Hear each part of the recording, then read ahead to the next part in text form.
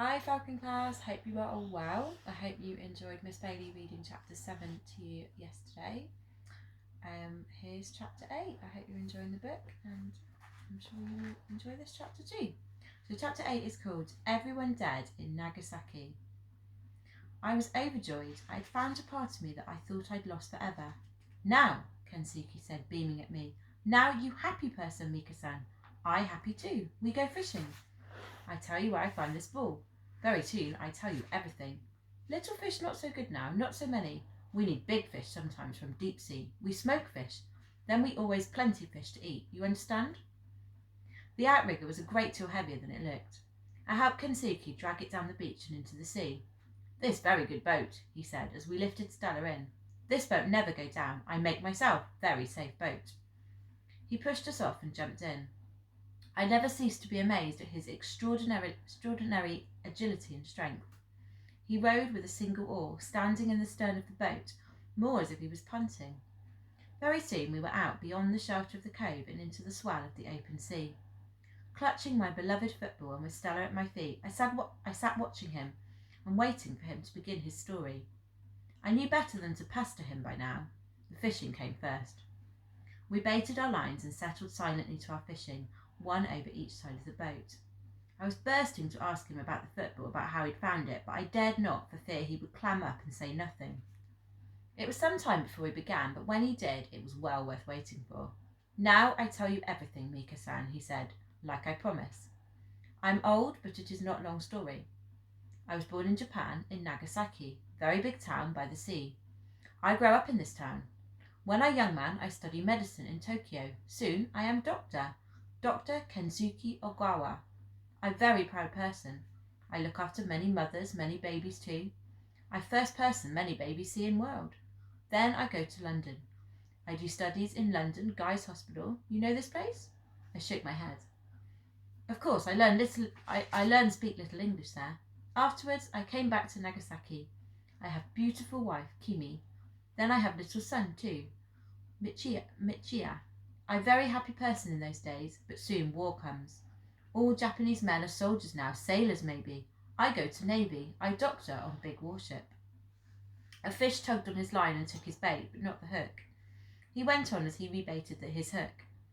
This war very long time ago now. I did know something of a war with Japan. I'd seen it on films, but I knew very little about it. He shook his head. Many die in this war very terrible time. Many ships go down. Japanese army win many battles. Japanese navy win many battles. All Japanese very happy people. Like football, when you win you happy, when you lose you sad. I go home often, I see my Kimi and my little Michia in Nagasaki. He grow fast, already big boy. We all very happy family. But war go on long time. Many Americans come, many ships, many planes, many bombs. Now war is not so good for Japan. We fight, but now we lose, very bad time. We are in big sea battle. American planes come, my ship is bombed. There is fire and smoke, black smoke. Many men burned, many men dead. Many jump off ship into sea.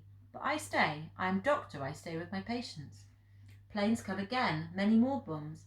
I think I am dead person this time for sure, but I am not. I look all round ship, all patients dead, all sailors dead. I am only person alive on ship, but engine is still going. Ship moving on her own. She go now where she want to go. I cannot turn wheel, I can do nothing. But I listen to radio. Americans say on radio, big bomb fall on Nagasaki. Atomic bomb. Many dead. I'm very sad person. I think Kimi dead, Michia dead. My mother lived there too, all my family. I think they all dead. Soon radio say Japan surrender. I so sad, I want to die. He fished in silence for a while before he began again. Soon engine stop, but ship not go down. Big wind come, big storm. I think I die for sure now. But sea take ship and bring me here on this island. Ship come onto beach and still I am not dead. Very soon I find food, I find water also. I live like beggar man for a long time. Inside I feel bad person. I think all my friends dead, all my family dead, and I alive. I not want to live. But soon I meet orangutans. They're very kind to me. This very beautiful, very peaceful place. No war here, no bad people.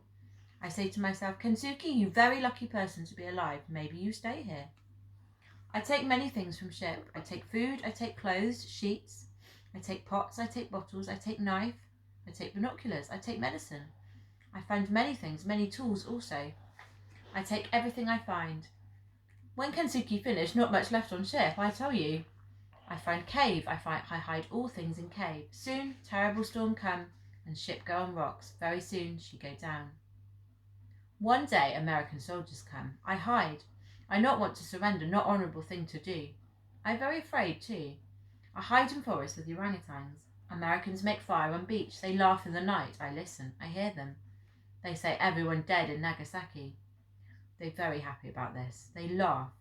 I'm very sure now I stay on this island. Why go home? Soon Americans they go away. My ship underwater by now. They not find it. My ship's still here. Understand now. Part of island now. The rusting hull I'd found that first day on the island. So much was beginning to make sense to me now. A fish took my line suddenly, almost jerking the rod from my grasp. Kensuke leaned across to help me. It took many minutes of heaving to bring the fish to the surface, but between us we managed to haul it in. We sat back exhausted as it floundered at the bottom of the boat at our fish. It was massive, bigger even than the biggest fish I'd ever seen, the pike my father had caught in the reservoir back home. Kensuke dispatched it quickly, a sharp blow to the back of the neck with the handle of his knife. Good fish, very good fish. You very clever fisherman person, Mika. We good together. Maybe we catch more now. But it was many hours before we caught another, although it did not seem like it. Kensuke told me of his life alone on the island, how he had learned to survive, to live off the land. He learned, he said, mostly by watching what the orangutans ate and what they did not eat. He learned to climb as they did. He learned to understand their language, to heed their warning signals, the darting eyes, the nervous scratching. Slowly he built a bond of trust and became one of them. By the time we made it for home that evening, with 3 huge fish in the bottom of the boat, tuna I think they were, his story was almost finished. He talked on as he rowed. After Americans, no more men come to my island. I alone here many years. I not forget Kimi, I not forget Michiya, but I live. Then year ago maybe they come. Very bad people, killer men. They have guns, they hunt, they shoot. I sing to my orangutans. They come to me when I sing. They are very frightened. They come all in my cave. We hide. Killer men not find us.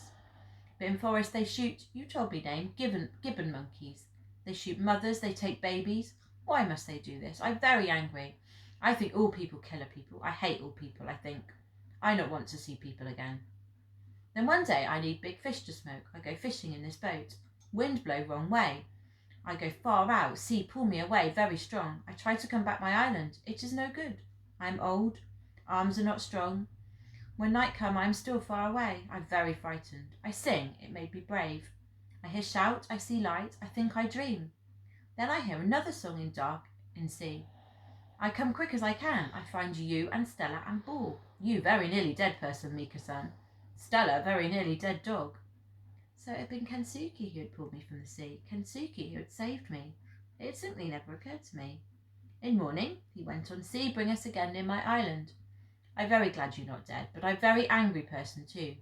I want to be alone. I not want to see people. For me, all people killer people. I not want you on my island. I carry you. I leave you on beach. I leave you food. I leave you water so you not die. But you make fire. I want people stay away. I not want people find me here on my island. Maybe they come. Maybe they shoot orangutan, shoot gibbon monkey. Maybe they find me, take me away too. I very angry person. I put out fire. I not want to speak to you. I not want to see you. I draw line in sand. Big storm come, biggest I ever see. After storm, sea full of white jellyfish. I know these jellyfish, very bad. They touch you, you very dead. I know this. I say, do not swim, very dangerous. Very soon I see you make big fire on top of hill.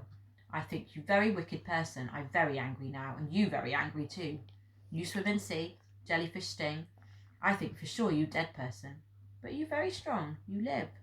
I bring you into cave. I have vinegar I make from berries. Vinegar kill poison. You live, Mika, but for long time you very sick boy. You strong again, and we friends now. We very good friends. So that was it, the whole story. He stopped rowing for a while and smiled down at me. You are like son to me now. We happy people. We paint, we fish, we happy. We stay together. You my family now, Mika-san? Yes? Yes, I said. I meant it and felt it too. He let me take the oar and showed me how to row his way, standing up, feet planted well apart. It wasn't as easy as he made it look. Clearly he trusted me to get us back, for he sat back in the bow of the outrigger to rest and fell asleep almost at once, his mouth open, his face sunken. He always looked even older when he slept. As I watched him, I tried to picture his face as it must have been when he first came to the island all those years ago, over 40 years. I owed him so very much. He'd saved my life twice, fed me, and befriended me. He was right, we were happy, and I was his family. But I had another family too. I thought of the last time I'd been out in a boat, of my mother and my father, and how they must be grieving for me every day, every night. By now they must surely believe I was drowned, that there was no chance I could be alive. But I wasn't drowned, I was alive. Somehow I had to let them know it. As I struggled to bring the outrigger back to the island that afternoon, I was filled with a sudden powerful longing to see them again, to be with them. I could steal the boat, I thought. I could row away, I could light a fire again. But I knew, even as I thought it, that I could not do it. How could I ever leave Kensuke now? After all he had done for me, how could I betray his trust? I tried to put the whole idea out of my mind, and I really believe I would have too. But the very next morning I found the plastic Coke bottle washed up on the beach. And after that the idea of escape came back and haunted me day and night and would not leave me be. For some days I kept the Coke bottle buried under the sand whilst I wrestled with my conscience, or rather justified what I wanted to do. It wouldn't really be a betrayal, not as such, I told myself. Even if the bottle was found, no one would know where to come to. They'd just know I was alive. I made up my mind I would do it, and do it as soon as I could. Kensuke had gone off octopus fishing. I had stayed behind to finish a shell painting, or so I'd told him. I found an old sheet at the bottom of one of his chests and tore away a small corner of it. Then I knelt down at the table, stretched it out, and painted my message on it in octopus ink. To the Peggy Sue, Fareham, England. Dear Mum and Dad, I am alive, I am well, I live on an island. I do not know where. Come and find me. Love, Michael. I waited until it was dry, then I rolled it up, dug my Coke bottle out of the sand, slipped in my message and screwed the bottle up tight. I made quite sure Kensuke was still intent on his fishing and set off. I ran the entire length of the island, keeping always to the forest, so that there was no chance Kensuke could see where I was going or what I was up to.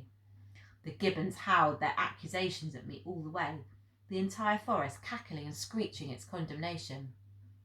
I just hoped Stella would not bark back at them, would not betray where I was. Fortunately, she didn't. At last I reached the rocks under Watch Hill.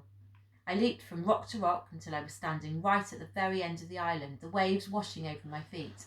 I looked round me. Stella was the only witness. I hurled the bottle as far out to sea as I possibly could. Then I stood and watched it as it bobbed away and out to sea. It was on its way. I didn't touch my fish soup that night. Kensuke thought I was ill. I could hardly talk to him. I couldn't look him in the eye. I lay all night in deep torment, racked by my guilt, yet at the same time still hoping against hope that my bottle would be picked up. Kensuke and I were at our painting the next afternoon when Stella came padding into the cave. She had the Coke bottle in her mouth. She dropped it and looked up at me, panting and pleased with herself. Kensuke laughed and reached down to pick it up. I think he was about to hand it to me when he noticed there was something inside. By the way he looked at me, I was quite sure he knew at once what it was. And that's the end of chapter 8, so you'll have to wait until Miss Bailey reads you chapter 9 tomorrow, and then you'll find out what Kensuke thought about the message. See you soon, Falcon class. Bye-bye.